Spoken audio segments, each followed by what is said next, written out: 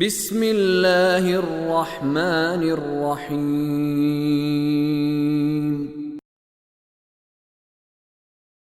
إن في ذلك لذكرى لمن كان له قلب أو ألقى السمع وهو شهيد ولقد خلقنا السماوات والأرض وما بينهما في 6 أيام وما مسنا من لغوب فاصبر على ما يقولون وسبح بحمد ربك قبل طلوع الشمس وقبل الغروب 37 یقیناً اس میں یعنی یہ جو باتیں ہم نے ذکر کی ہیں یقیناً اس میں ہر قلب رکھنے والے کے لیے عبرت ہے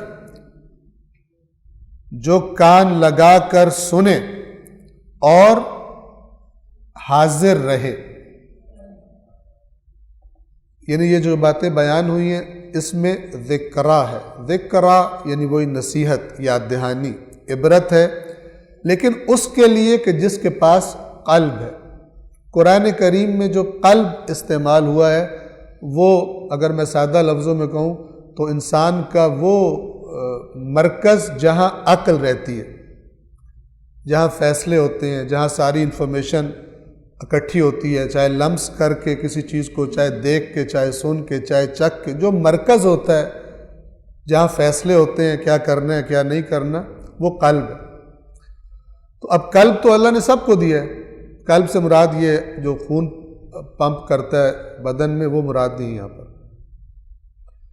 کیونکہ اللہ نے قرآن میں فرمایا ہے، مثلا گزر چکا، ہم پہلے اس سے گزر چکے ہیں کہ کچھ لوگ ایسے ہیں کہ لہم قلوب لا یفقہون بہا، ان کے پاس قلوب ہیں، قلب کی جمع قلوب ہیں، لیکن سمجھتے نہیں ہے بات. سمجھتا کس سے؟ انسان عقل سے سمجھتا ہے. تو اب یہ یہاں پہ کہہ رہے ہیں کہ جس کے پاس قلب ہو، تو اگر کوئی قلب تو سب کے پاس ہے، تو خداوند عالم جو قلب کو، عقل کو استعمال نہیں کرتا ان باتوں میں جن میں خدا چاہتا ہے کہ وہ غور کرے اور نصیحت حاصل کرے، تو اللہ تعالیٰ فرماتا ہے گویا ہے ہی نہیں قلب اس کا. جیسے آنکھوں والوں کو اللہ نے کہا ہے کہ یہ اندھے ہیں، کانوں والوں کو کہا ہے یہ بہرے ہیں. اے رسول تو اندھوں کو دکھائے گا، اے رسول تو بہروں کو سنائے گا، اے رسول جو قبروں میں پڑے ہیں تو ان کو سنائے گا. حالانکہ مراد قبروں والے مردے نہیں ہیں، یعنی اپنی دنیا میں دفن ہو گئے، اپنی دنیا کی آرزوؤں میں، دنیا کمانے میں اس طرح غرق ہو گئے کہ نہ ان پر اللہ کی آیت کا اثر ہوتا ہے، نہ ان پر رسول اللہ کے فرمان کا اثر ہوتا ہے. تو یہ مراد ہے. جس کے پاس قلب ہے اس کے لیے یہ نصیحت ہے، یعنی جس کا قلب ہے اور ابھی زندہ ہے، اللہ کی بات پتھر نہیں بن گیا، مور نہیں لگ گئی کہ اس پر یہ بات اثر کرے گی، اس کے لیے نصیحت ہے. اور جو کان لگا کر سنے اور حاضر رہے جہاں پر نصیحت کی بات کی جا رہی ہو. آیت نمبر 38، اور یقیناً ہم نے آسمانوں اور زمین اور جو کچھ ان کے درمیان ہے سب کو 6 دنوں میں پیدا کیا. ہم پہلے بھی عرض کر چکے، یہ 6 دنوں سے مراد گویا کہ 6 مرحلے، 6 سٹیجز ہیں. کیونکہ آپ کو پتہ ہے کہ یوم جو اس ہماری زمین کا دن ہے وہ تقریباً 24 گھنٹے کا ہے، لیکن اللہ نے ایسے دن کا بھی تذکرہ کیا جو 50,000 سال کا ہوگا. تو ان دنوں سے مراد گویا کہ 6 مراحل ہیں کہ جن 6 مراحل میں یہ کائنات خلق ہوئی. آسمان اور زمین اور جو کچھ ان کے درمیان ہے سب کچھ کو 6 دنوں میں پیدا کیا، اور ہمیں کوئی تھکاوٹ نہیں ہوئی. کوئی تھکاوٹ نہیں ہوئی کہ تم کہو کہ اب دوبارہ پیدا کرنا بڑا مشکل کام ہے، ہم دوبارہ پیدا نہیں کیے جائیں گے.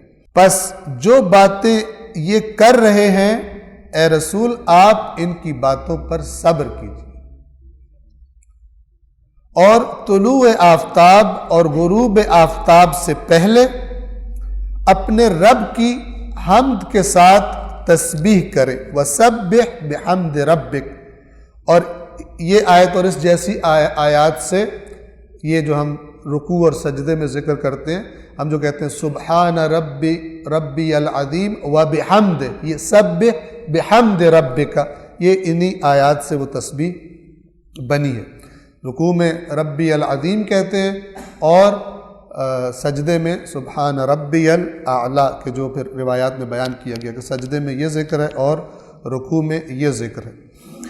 اپنے رب کی حمد کے ساتھ تسبیح کریں۔ طلوع آفتاب سے پہلے یعنی نماز فجر، غروب آفتاب سے پہلے نماز عصر بالخصوص اور نماز ظہر اور عصر دونوں۔ صدق اللہ العلی العظیم۔